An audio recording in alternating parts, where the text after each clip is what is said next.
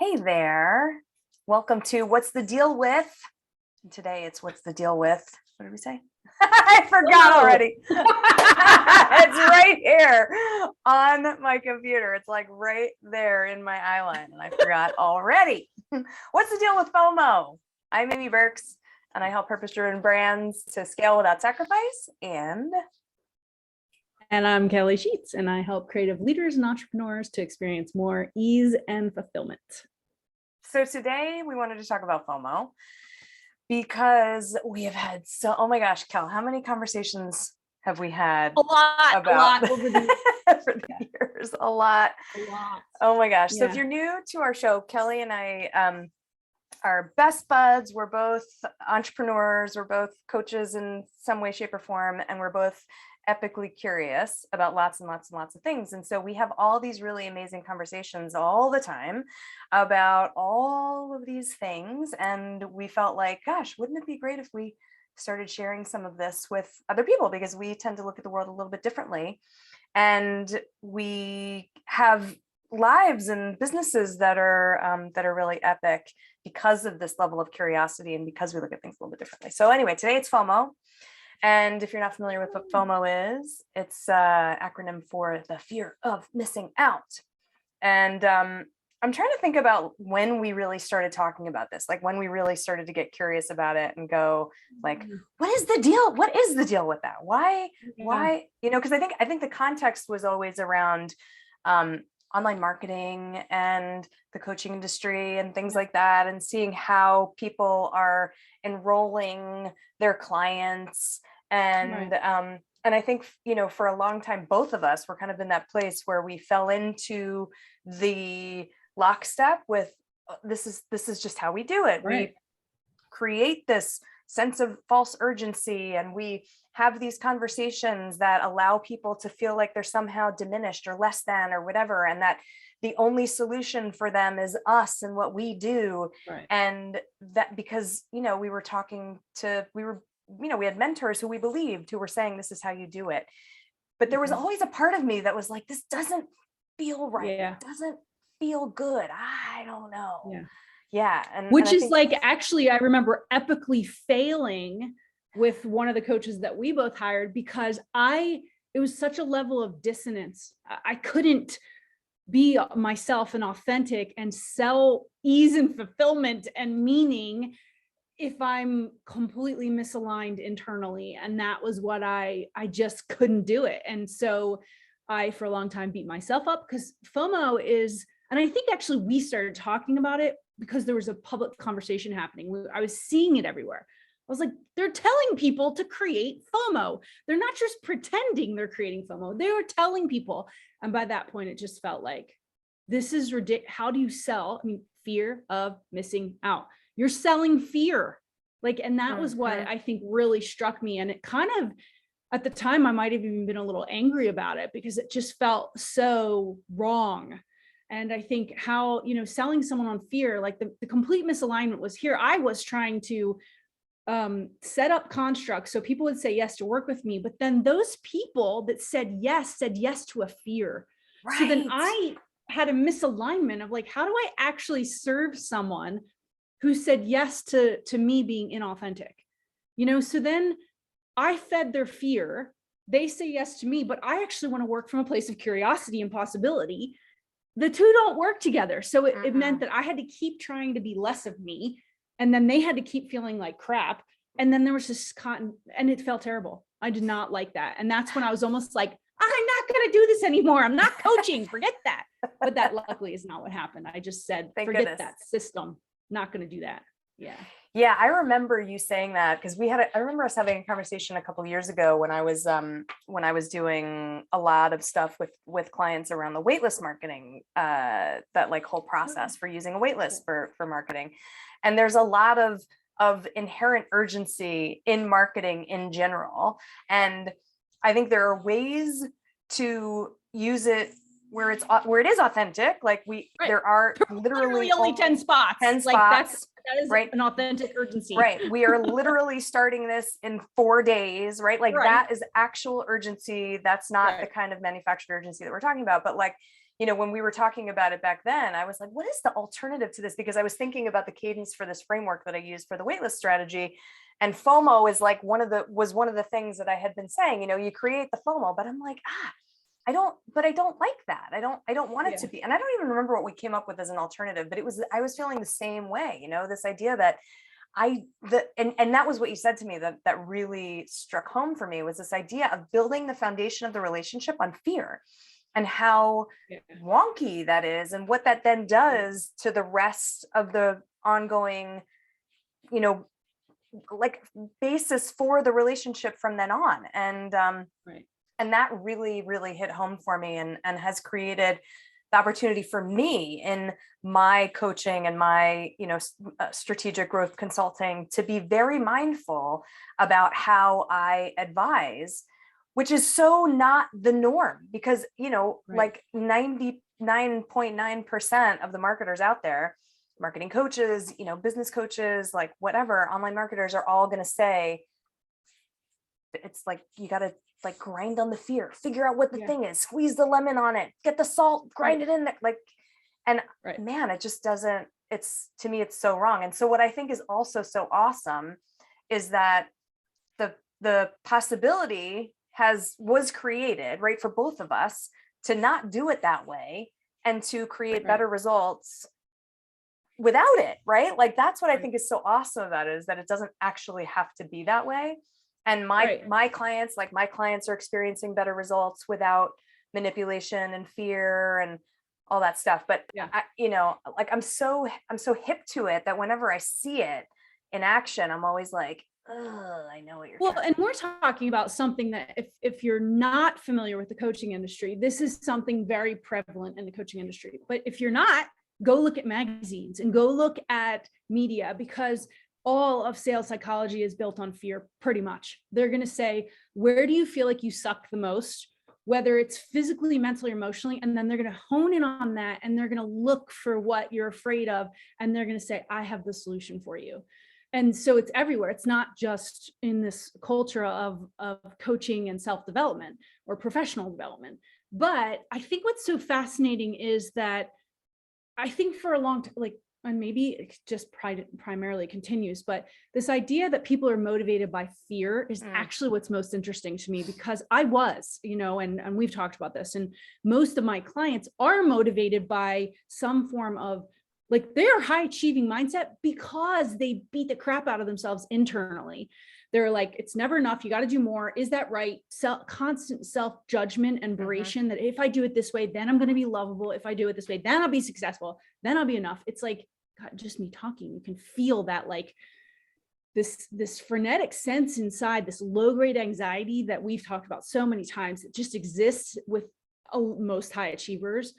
But I did the experiment. I was like, I'm going to experiment. What if I don't drive myself by this bully inside? Well, then what if I just sit on the couch and I do nothing and I make no money and I'm going to live under a bridge and die, right? Like the worst case scenario. Right. So I was willing to take that risk and say, well, I want to know what else there is. There's got to be something else. This can't be the way. I can't live my life like this. This feels terrible. And I decided to stop, and I did. And what I found was that there was a down cycling, because I was doing it myself as well. I didn't have someone supporting me in this journey. There was no role model for that. So I stopped. And then what I realized was my curiosity is the driver now. And curiosity is a badass driver, because when you're self-driven by well, I'm really curious about that. And then that's power. That's it's coming from within me. Disempowerment is that someone else is telling you, you should be afraid of yourself. You should be afraid of how you look or how the world is, or you're never going to be enough. That's also external. And I'd say 99.9% of people are driven by the external standards that we've been taught to follow. So driving by curiosity is a habit change. It's literally, you must change the habits. And then you follow your curiosity. What's possible if, I explore fulfillment? What's possible if I become a more joyful, happy person? Well, how will that affect my business decisions and my engagement? All these things are connected, but it's that place of overall fear of missing out. It can only be felt if we're looking outside of ourselves for a sense of fulfillment and a sense of identity. because I don't really feel that. Oh, I can't remember the last time I felt that. It has no value to me anymore. Speaking of value, which we talked about last time. Yes. It just doesn't have any value. What has value is inside me. Like, what am I curious about? No, I'm not curious about that. You know, I just put it aside, you know, so that's my driver now. Yeah. Instead of fear. I'm really glad that you said that because, you know, because we've been on this journey for a long time, right? Like you and I have been friends for years now, right? And still 2014 we became something friends. like that. Yeah. So and we've been talking and like moving together on this trajectory. And so you know, I love that you also brought it back to what if you're not familiar with the coaching industry or the online marketing industry like we are. And like I think about when I sold cars before I got into strategic planning stuff. And that's what they teach you is like, you got to qualify the customer by asking as many, and my manager actually said, you're loading your gun with every question you ask, you're loading your gun with information so that then when they have objections, you can just shoot them with the reasons that they said that they wanted to buy the car again. I'm like, that fucking seems crazy. Yeah. I'm loading a weapon to use against somebody so that they'll buy a car from me. Like, oh my gosh. So I love this idea of making the transition from fear to curiosity. And what I appreciate so very much about the clients that I get to work with, these purpose-driven founders of these amazing brands, is that they are curious and they're willing to do it differently, and that they don't like, I think there's like this, like I keep kind of envisioning that there's like this, I don't know if it's like I often see things in an XY axis. So there's like, as you're increasing the habit of being more and more and more curious, your fear and the lack of self-trust that you have starts to go down and down and down more and more and more, right? Like, but it is a habit. Like it's really a muscle that you have to work. But that was exactly where I was in this place where my curiosity was low. My fear was high. I was starting my business. I felt like I didn't know what I was doing. I certainly didn't think I knew what I was doing when it came to building a business. And so I was willing to just do all the things that people told me. And the coaches and the gurus who had done the thing that I was hoping to be able to do would say, you have to keep them on the phone until they say yes, don't settle for no, or, you know, you can't be friends with your clients. What? Like all these different things that internally I was like, all my alarm bells were, I was on like DEFCON, you know, like, I don't even know what the different levels of DEFCON are, but it felt awful inside my body. You're the only person that I hear anymore that uses DEFCON. Oh my gosh. It felt so bad. Everything was going off in my body all these times that I kept hearing these things. And then, but my mind, where the fear exists, kept saying, no, stop. Don't listen to that. Listen to them, because they've done the thing and you haven't. You don't know what the hell you're talking about. And so then it became easier and easier to not feel all that, not listen to all that, and then continue to try to do the things that they were saying. And so what is so amazing about this, by the way, is that I spent a year, almost like 11 months listening to the advice, trying to implement it, doing it no matter how terrible it felt and it felt terrible. I mean, like I resisted all of it. It was so bad. And the results were like, spoke for themselves, because that first year in my business, I made $60 in revenue in a year, $60 in revenue, right? That's not profit either. I had spent like $35,000, right? Like $60 in revenue. So clearly it wasn't working for me, right? This idea of like manipulating, creating, you know, fear, like using that as the foundation for the relationship, like none of that was working. And once I was, number one, kind of outside of that coaching relationship that was creating the opportunity and the potential for me to just not, and like nothing against that coach either, right? Like that's how they do it. And okay, it was me. Like I take responsibility for the fact that I was willing. Yeah, and it works for industries. It works for companies, which is why they make billions based on it. So it which works. is why they keep doing it, is because it works, because they know that the human condition is to be afraid. But you and I, right, in particular, we don't really like hanging out with people who are just afraid and are not willing to be curious enough to not be afraid, right? Yeah. So that's not interesting to you and me. And so as soon as, so anyway, to wrap that up, as soon as I stopped working in that way and like feeling like I was kind of under the mist of must do all the things that everybody tells me. And then I started to get curious again. Then I started to hear my voice again. Then I started to trust myself again. And then my results got amazing. Yeah. So it's like really awesome how those things go together. Energetically that keeps coming to me is that it does work. It works. That's why it's been done this way for a long time. But if you understand that, if you just look at how much you feel like you're working hard and hustling and how much energy it takes, fear requires energy.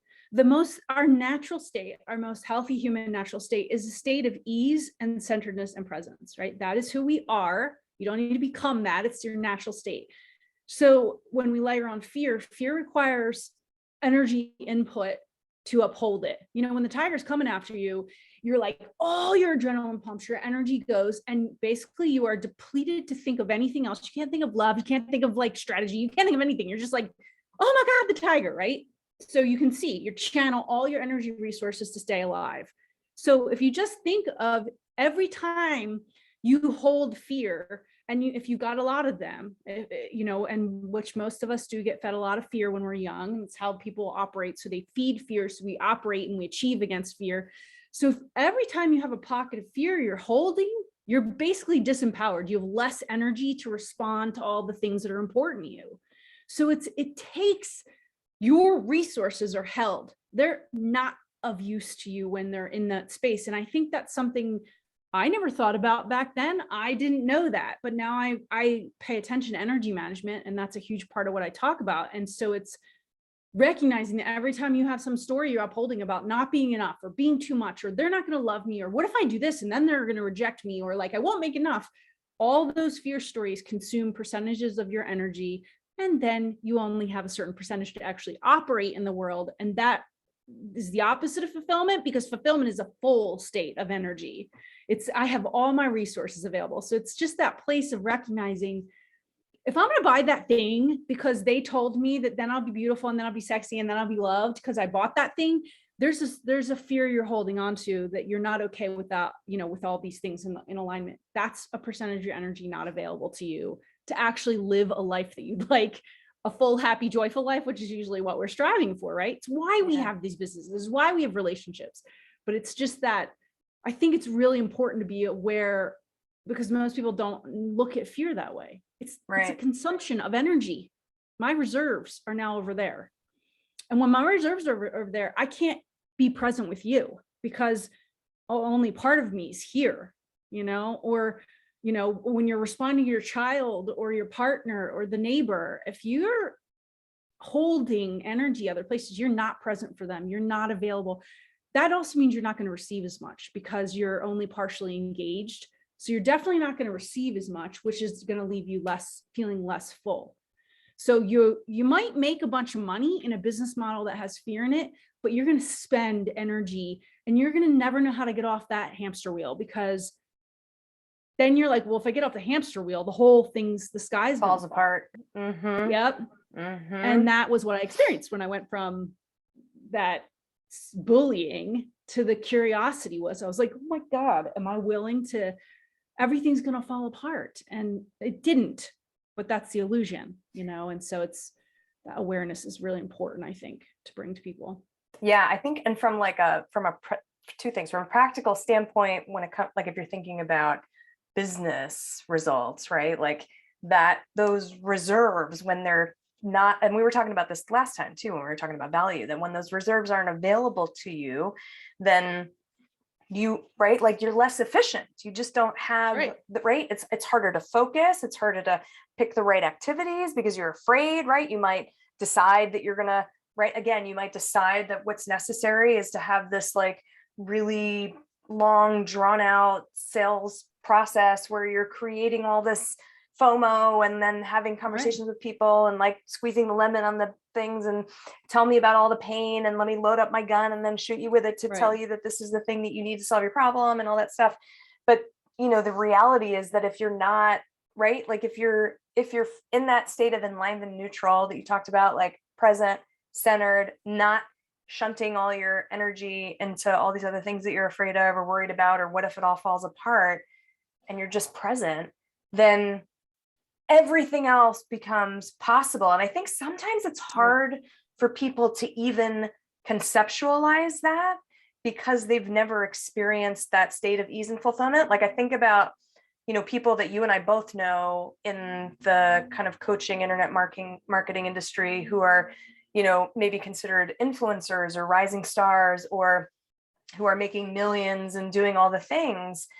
And I wonder about their actual, like if they were really honest with themselves about their state of inner ease and inner fulfillment, right? Like, yeah, I really wonder about that, about how I don't wonder. I actually feel like it's when you're with some of these people, you can tell so much of their mental energy is building the construct of who they are and who they think they need to be, that that they're probably not off duty very often, right? So that if you do see them off duty from upholding this fear construct, you might not even know who they are because they're on the boat with a drink, relaxing for the weekend. And you're like, you're not even the same person that you were here. So there's that inauthenticity, the discord that we notice.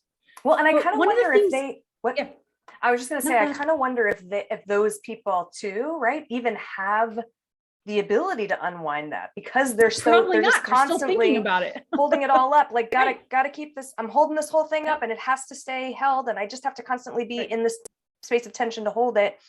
And so what I think is so awesome is how easeful results in your business can also be when we're willing to say, what if I just let it go? Like, what if, right? And when you're willing to be curious enough and unattached and not, demanding of yourself and bullying yourself that it's, oh my God, right? Like that worst case, being willing to look at the worst case scenario and say, fuck it.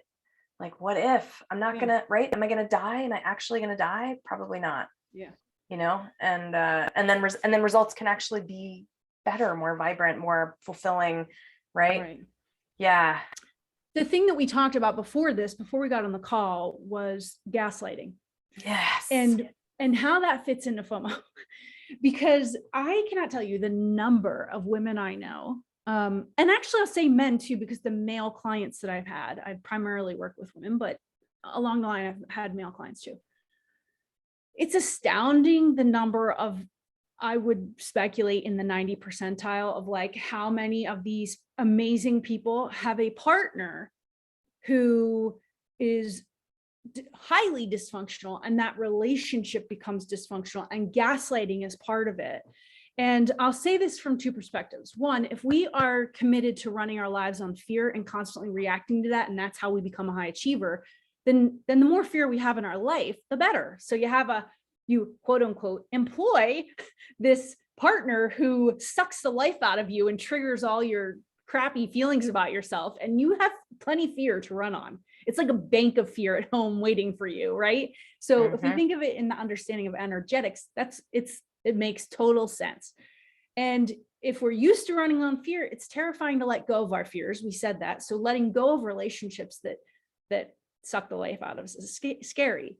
But gaslighting, it's a really interesting thing, because when you're in an abusive relationship, when your partner's saying things where you're like, what, that's not, and you can feel yourself get it's like a sense of confusion inside. Like you start whirling around, like, what are they in the same reality as me?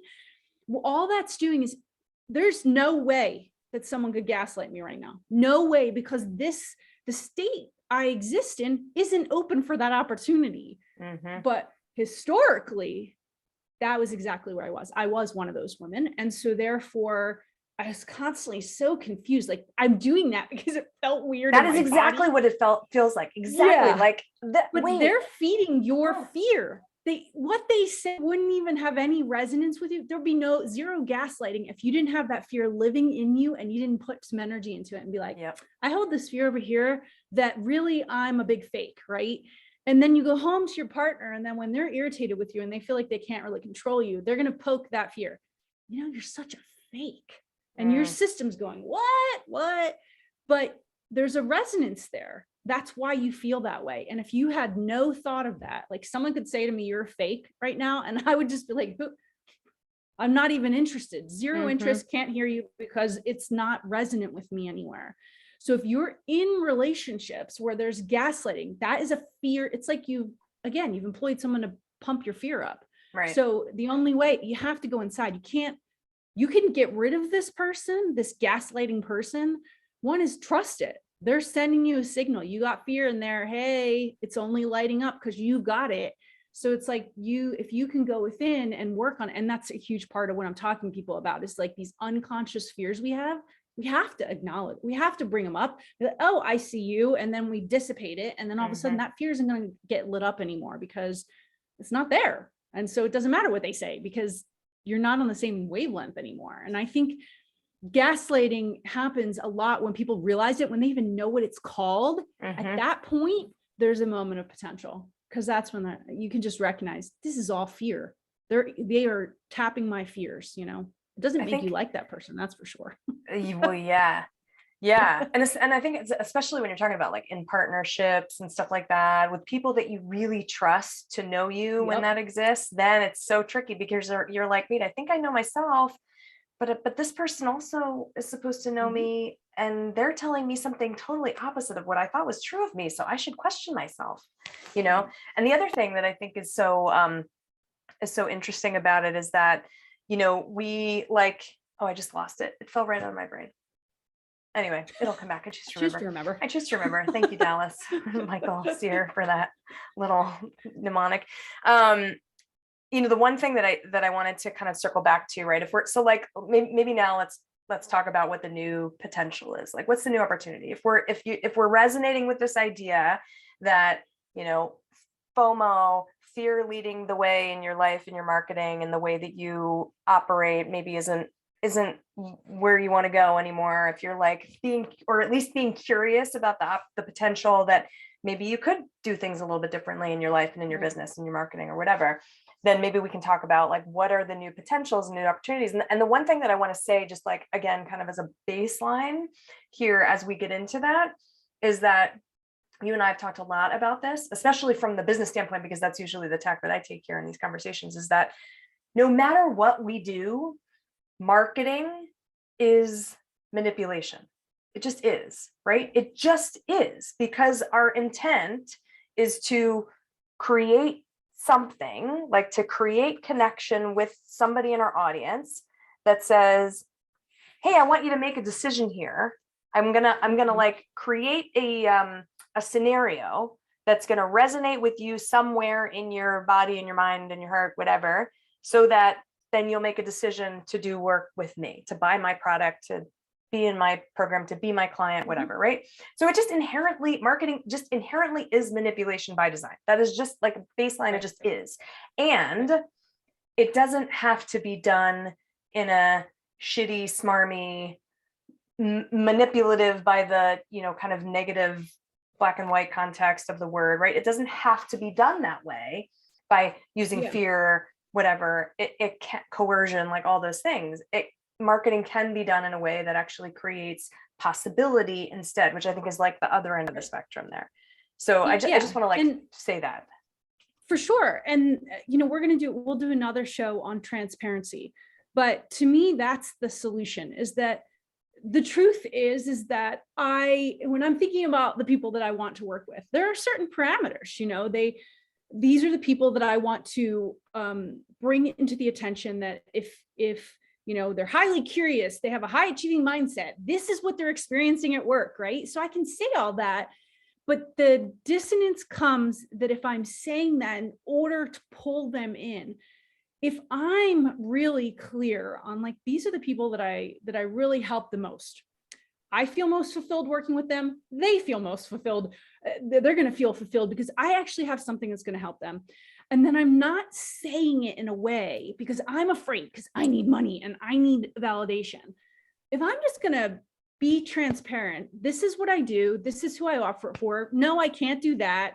If I'm just fully transparent, that's powerful, because that means that the person gets to discern if it's an opportunity for them based on their need, their actual need, not based on their fear, like that is what we want to acknowledge. So I have to check my system. Do I have fear in my system right now when I'm writing this, when I'm on the phone on a sales call? Where is this fear in me? You know, how transparent can I be about that? Or how do I just let it go for this time till I'm done with this call, and be very present with the person? And I think these are the nuances, the habits, and the practices that allow us to get here. There are a lot of practices. It's not like you just listen to this and your mind says, oh, now I'm going to get this. Right. This takes time. I mean, it takes time, and it does help to have someone see you, like me seeing you, or Amy seeing you, or the multitude of, there's got to be lots of other coaches talking like this. It's just that we aren't in their circles right now. But it's finding people that are offering you to align, like to be lined up with who you really are, and present and powerful, and make offers, right? Not because you're like, I need this, so I'm going to say what I need so that they sign up with me, and then I'm going to feel like I'm okay.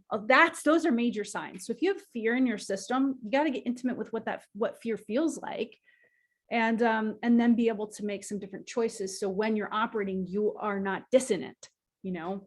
So that's, I think, an important part of this is, hell yeah, this is the nature of humanity, right? It's always been, we barter, we exchange, we give money for a service. This is energy exchange. It's how we operate. And so it can be done with kindness and ease and authenticity and power and true opportunity and possibility. But we got to check ourselves. We're the ones that are in control of that. So that's the most important thing, is always coming back to, where am I? I love that. You know, I think that that idea of being willing to be curious about and address your own fears first. I can't tell you how often I say this to clients, especially when they're about to create some marketing materials, like if they're about to, you know, create a new newsletter or an offer for their list or something like that. I'm like, okay, cool. Like, we strategize what it wants to include, and, you know, the story that they want to tell. And and if I get any sense that there's any fear, or I hope we get so many people to open or to buy, and I'm like, okay, just take a pause before you even start this endeavor, and get yourself super centered. Remind yourself why you're doing this work, why you want the people to have this transformation. Like, make it about them, make it about, like, what's the because, like, that to me is a nice shortcut. I remember learning that several years ago. Another, you know, entrepreneur that we know said to me, because I think I had asked, like, how do I not be so grabby with my energy? Like, I don't know how to let go of that, because my fear was so bright. It was like so bright and shiny. And he said, I'm always just like, I have a sticky note on my computer, and I'm always just thinking, what do they need? Like, how can I be in service of them?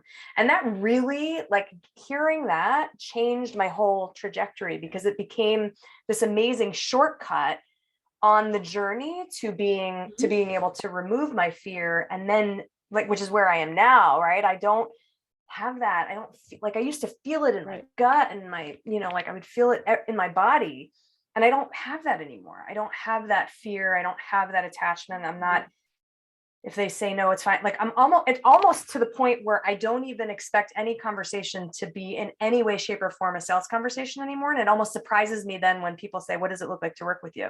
And I'm like, oh, right, that possibility exists. Like, I'm not even, it's not even in my awareness anymore. And so, you know, I think that being willing to, to look at and address your fears first is like, and being curious about that, is, I think, like, really, really important. And then having that service first mentality as like the shortcut to helping you bridge that gap until you get to this enlivened neutral space is really, really nice tool. Because to me, go. I was just gonna say, let me say one more thing on that same baseline, but from the consumer perspective, because if you're not creating and doing sales, even if you're just in a job working for someone else, then we're all consumers. So it's going to be the same thing, is that it's no different than if you're creating an offer or making an offer. If you're the consumer, you want to check your system for fear. I can't tell you how many times this one is still resonant of how I will get excited. Like, I want to get that thing, and then I'm like, I have a habit now of asking myself, of stopping. But like, I have a friend who's just saying this. She buys stuff on Amazon all the time that she doesn't even need. I'm like, okay, I haven't done that in a long time. But sometimes I think I need something, and then I'm like, I don't need that thing. So it's really this interesting awareness of how many times her fear is being ping, ping, ping, ping, ping. And if she gets a thing, then she's going to feel okay. But that's, whether it's an item or a service, that doesn't really work. If you buy based on fear, you are always going to be looking for more. There's going to be another thing, because fear feeds fear. It doesn't negate fear. So in order to negate fear, I mean, to go to the cliche, it has to be from love. It has to be from that place of ease, like no pressure. There's no fear here. And that's when we can feel like, oh, that's when you make the purchase, because you're like, I think it's neutral. I think that is probably a good decision for me because I can see how it will serve me. That is what I need. Not from like, if I get this, then I'll be enough. They're going to tell me how to get to the promised land, or that lipstick is going to it's going to blow change your whole life. So that sexy. lipstick. I'm going to feel good about myself and blah, blah, blah, blah, right? Like this nonsense. If you just look, it's in there. Well, so and anyway, I think from it's both sides, the same thing. And so if you're going to serve someone, to go back to the serving, that if you're on the consumer end, that's who you're looking to serve, is like my true self. Is this really going to feed my soul, whatever you want to say?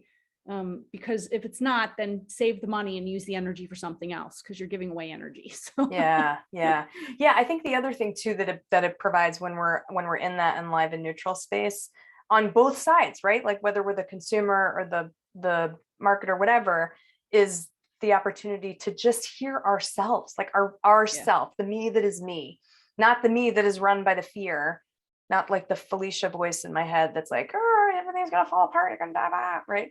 But the me that is me is able to then actually make a discerning decision, like, and it can actually discern because the noise of the fear and all the other nonsense isn't in the way. And I can feel it in my body and go, oh yeah, that's a yes. Oh no, that's a no. Oh, I'm curious about that. Interesting, right? So I love that, and I love the idea of bringing it back to show both sides of that equation. So the last thing that I'll say, and then maybe we can kind of sum up, is that back to this idea of service, is, as you know, my business model, I simplified everything about 3.5 years ago because I realized that I had just been through my divorce, and now I was going to only have my daughter with me half time, and that it was really, really important to me to, number one, get the revenue to a place where it was totally consistent so I could support her and me without issue. And number two, that I am present with her when she's with me, because I only get to spend half of her life with her now. And that was like a total wake up call for me. And so when I did that, my business model, like I simplified my offerings. I'm only working one-on-one with clients because it's the easiest, most effective way to do it. I can talk to fewer people, whatever, all those things. But from a service standpoint, right? Like, speaking of service and being unattached and all of that, and like making that mental leap, especially when I knew that generating the revenue actually was really, really, really important. And I felt a lot of pressure around that. When I adopted the 3 C's, that changed everything. And the 3 C's are: I care, and I'm curious, and I just want to connect. And that has become and remained my business model ever since. And it keeps everything so darn simple. And it works. It's insane how effective it is. Like, if I look at my calendar and I see the color code that I have for connection calls, then I know that things are happening and momentum is building, and my client roster is going to be full. I don't ever have to worry about that. I don't do like any sort of traditional marketing, like all of that stuff just went by the wayside simply because I actually authentically, genuinely care. I am so wildly curious. I love talking to people about their businesses and where they want to go and what they're doing. And so that because of those 2 things, I just want to connect and I want to talk to people. And so that, I infuse that into the advice that I give my clients too. Like, how do we just create more authentic connection and not come from that place of, I'm afraid, so I must. My intention is to make money, so I better go do the things to do that, right? Like, what if it was just, I care and I'm curious and I want to connect, and let me just be that. Let me just let that be the thing that creates the path forward. Yeah. So anyway, so if we're going to sum up, right, if there were some takeaways for you who are watching or listening here, whether, again, like if you're a consumer who's looking to feel more powerful when you're actually making buying decisions or relationship decisions or any decisions, or if you are a marketer, a coach, a brand, a whatever, like a creative leader, creative entrepreneur, all those things, and you want to consider how to market, do business in a more enlivened, neutral, generative, possibilities driven way, then the takeaways that I can identify would be, number one, to be curious about yourself first. So check in with yourself, address the fears that you have. So like look for, be curious about, and then address the fears that you know that you have first before you go creating marketing strategies or even doing the activities of marketing and selling, so that you can be in that space of enlivened, neutral, presence, I'm unattached, that very solid foundational place, and then be willing to connect and also be willing to just like let it all burn. Because if it's, if you're not afraid of that, then you can actually have the power, the energy, the resources that you need to be able to be responsive instead of reactive, and to create from a place of possibility instead of fear. Anything you want to add, Cal? Yep. The only thing I would add that we didn't actually talk about, but I think is a good takeaway, is that if you identify your fears, it doesn't mean they're going to go away before you actually begin taking action towards not living in fear. You take them in spite of, it's the fear may be there, but it's almost like you take it and you're like, oh, I see it. Okay, let me just sit you over here for a minute and begin to move towards the place of operating not from fear, resolving the fears. And eventually these things they're going to resolve through practice and habit change and things like that, because it's not that you just let them all go. No, it's going to take time. And that's something I'll keep saying over and over again. It's just some things happen really fast. And sometimes these fears are so deeply ingrained that it takes a while for them to even surface, where you can even realize what's happening. And then you can say, oh my, that's what's been running me. That's why I've been talking like that, or why I couldn't relax and operate from a place of curiosity. And then you'll let that go too. So it's just having the awareness that we all have fears. That's all there is to being human. You have fear. So acknowledge that and then be aware of them. So that would be any just kind of wrapping it up into like, fear of missing out is definitely not a fulfilling way to live. So that is the invitation. Please acknowledge it and see if you can let go and move towards the more of the place of curiosity and exploring how that can be. So yeah, I gotta say. Awesome. Thank you guys for listening. Thank you for being with us. Thank you for listening. Thanks for watching, and we'll see you next time.